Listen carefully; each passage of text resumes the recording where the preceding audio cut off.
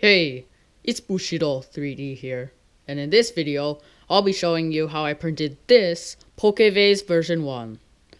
I'll be doing a review on the print, and on my printer's performance on it. And of course, I'll include that time lapse. So, stick around.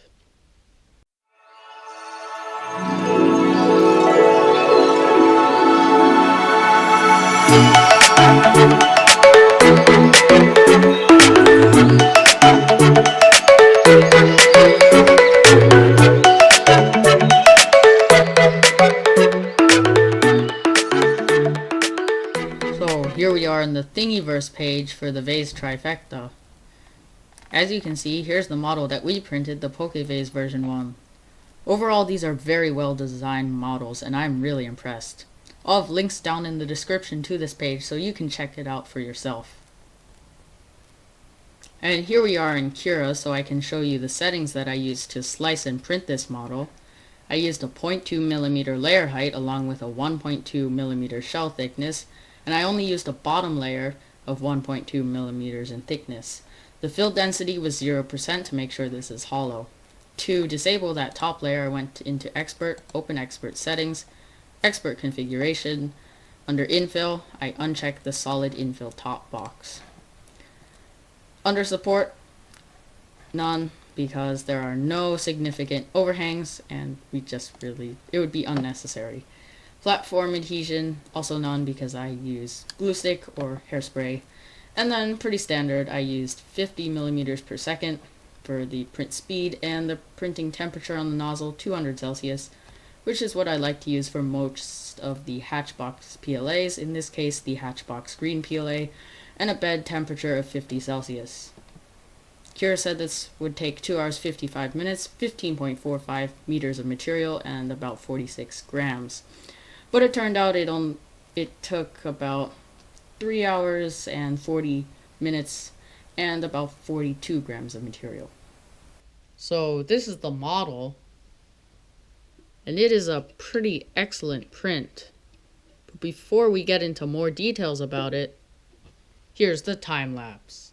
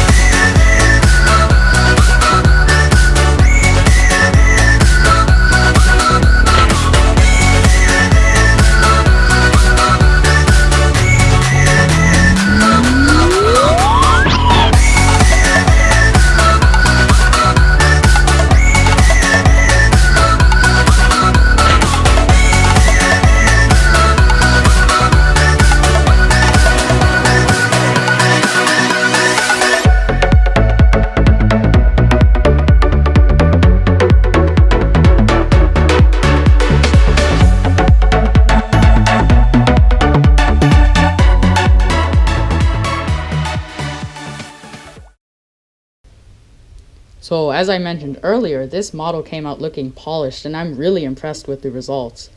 Overall, the layers are nice and smooth and I really like the angles and geometry of it. It makes this model reflect the light really well.